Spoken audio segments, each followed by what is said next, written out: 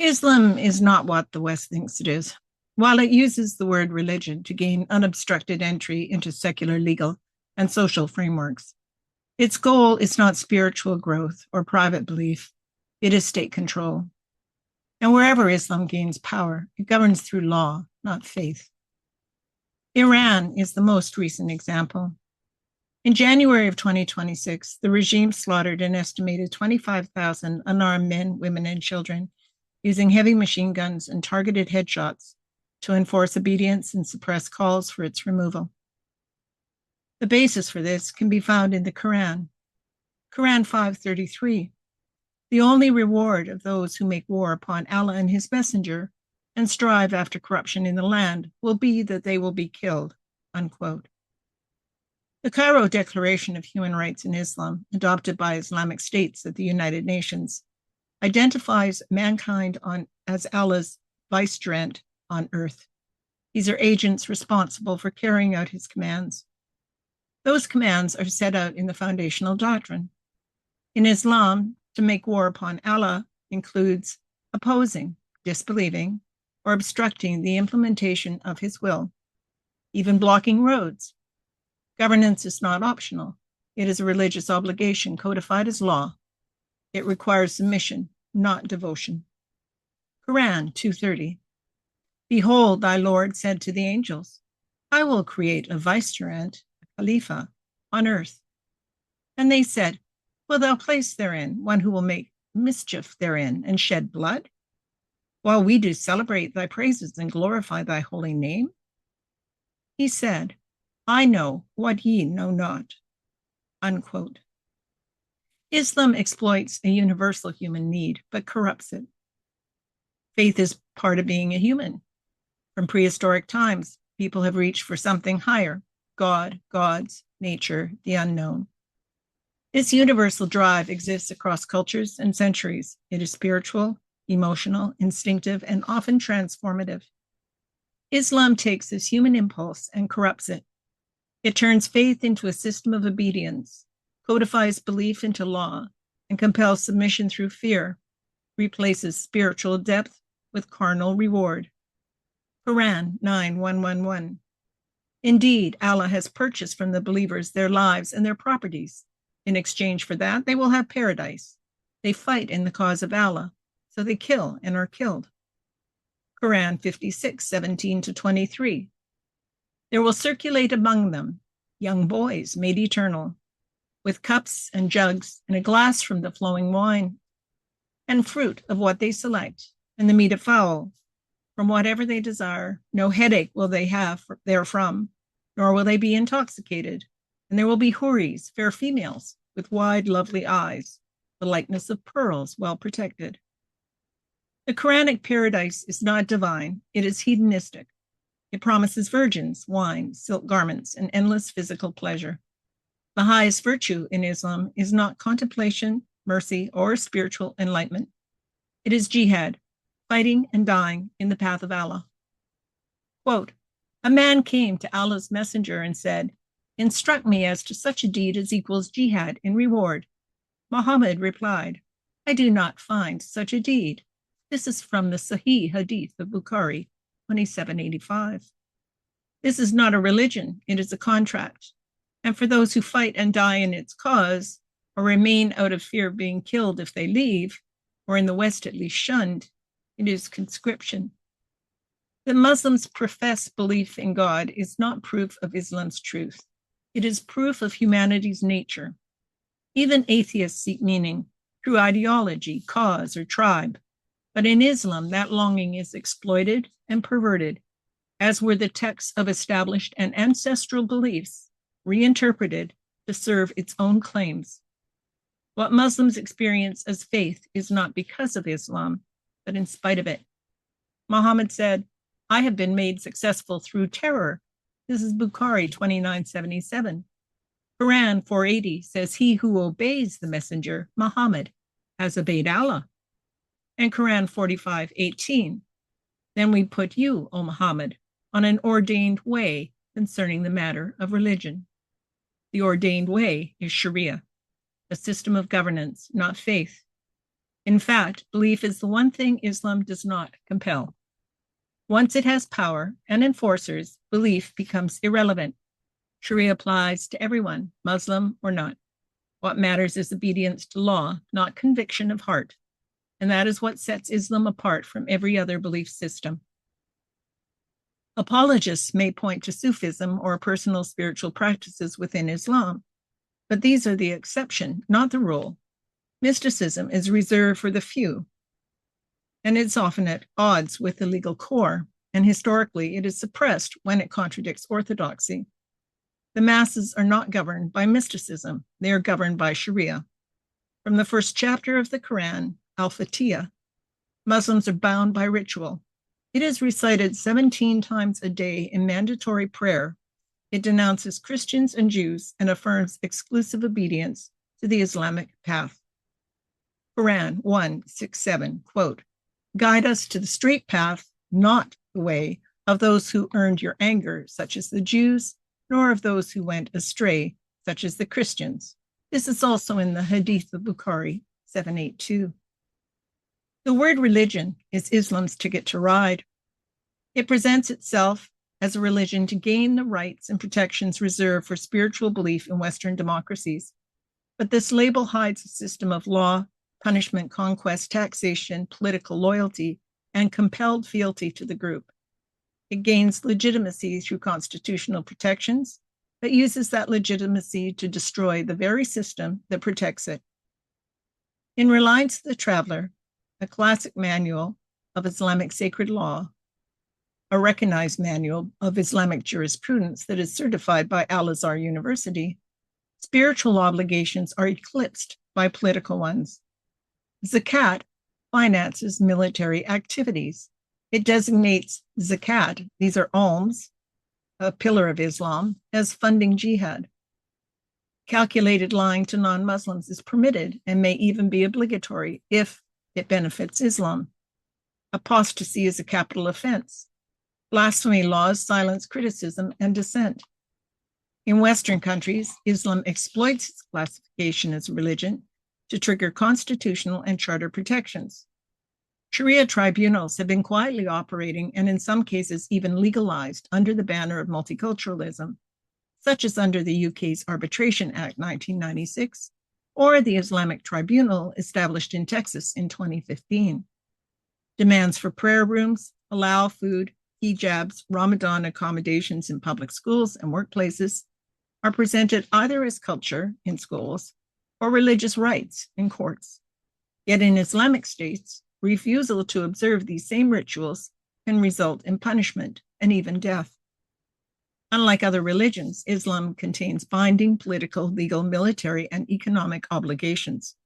Its demands expand as its strength grows. The doctrine proves governance, not religious faith. Islam and Sharia are virtually synonymous in practice, with one important distinction. Prayer is the only part left to personal conscience, while every other area of life is dictated by law. This pattern holds true in all Sharia-ruled societies.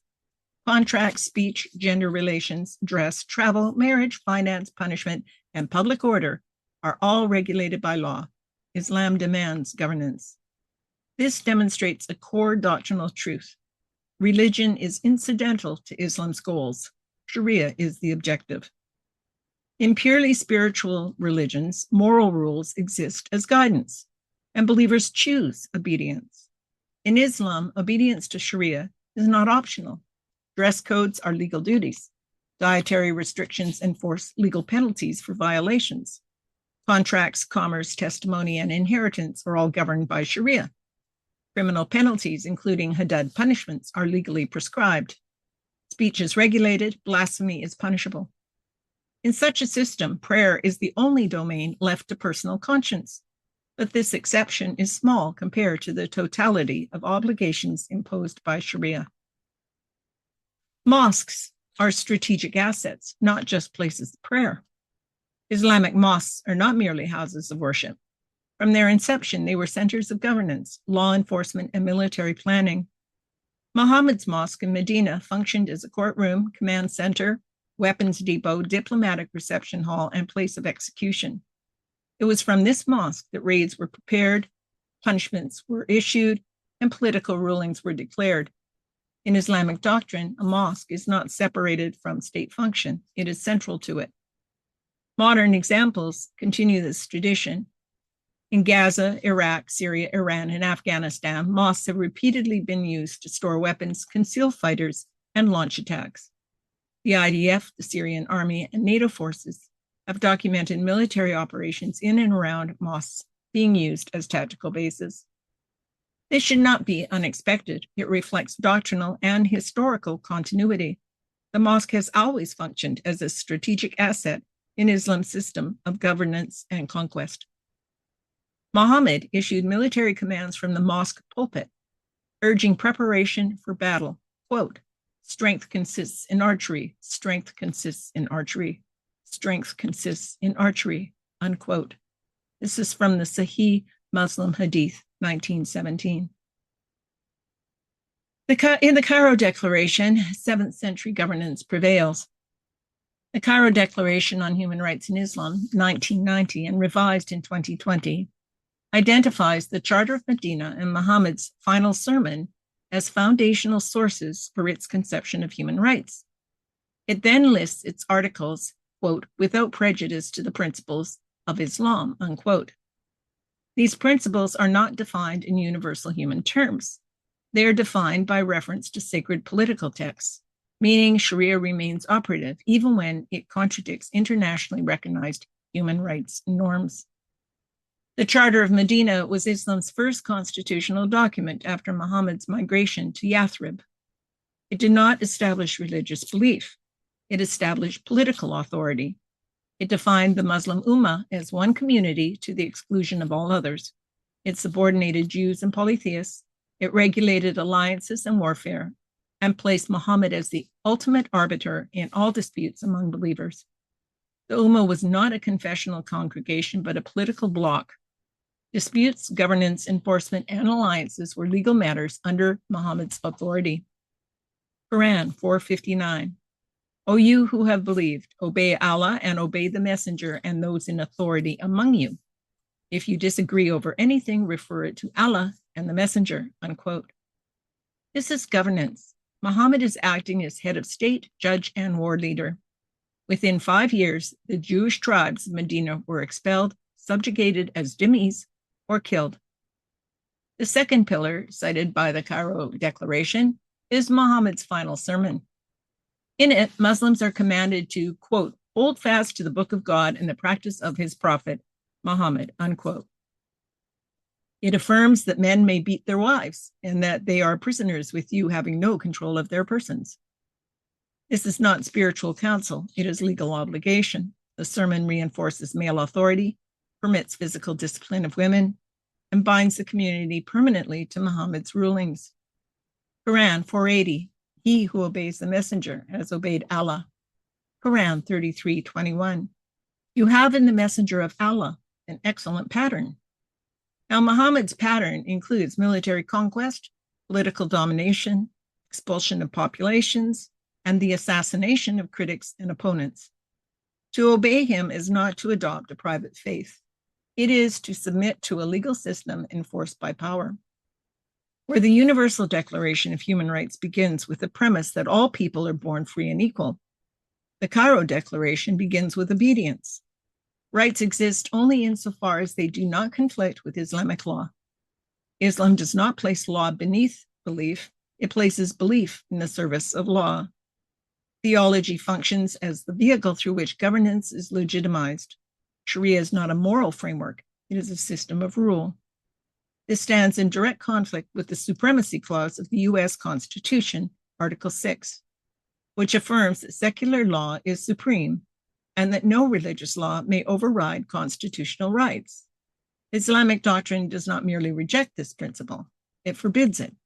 Sharia is the only valid legal system in Islam, Quran 5:44, and the establishment of an Islamic governing authority, caliphate, is a communal obligation, just as judgeship is. This can be found in Reliance of the Traveler, the Manual of Islamic Law. Sharia is not subordinate within the state. It claims ultimate authority. This is not religion in the Western sense. It is governance. Koran 5:44, and whoever does not judge by what Allah has revealed, then it is they who are the disbelievers. Koran 33:36, it is not for a believing man or woman when Allah and his messenger have decided a matter to have any other choice in their affair. The enforcers of doctrine are not pastors, they are jurists. Imams, mullahs, and sheikhs are often perceived in the West as spiritual guides. In Islamic doctrine, they are legal authorities. Their role is to interpret and enforce Sharia, not to offer pastoral care or counsel. As in Iran, they sit at the apex of legal, political, and punitive power, whether issuing fatwas, validating punishments, or instructing armed men from the pulpit. They function not as religious leaders, but as enforcers of a divine legal code. It is through their rulings that dissent is crushed, apostates condemned, and entire populations brought under control. And what happens when Islam wins? Islam does not prepare the soul for the afterlife. It prepares the world for submission. It elevates the jihadi, suppresses the critical thinker, and replaces the human need for spiritual connection with ritual prayer, loyalty to Muhammad, and the enforcement of Sharia, the system through which Allah's will is imposed on earth. It punishes the conscience and rewards the enforcer. Where Islam gains power, the result is not spiritual renewal, but legal domination. Apostates are killed, critics are silenced, women are controlled, minorities are taxed or erased, and the vulnerable suffer most. And Western leaders, blind to the distinction between religion and rule, continue to fund, accommodate, and protect what they believe to be faith. They will discover, when it is too late, that the mosque was never just a church, and that Islam was never just a religion.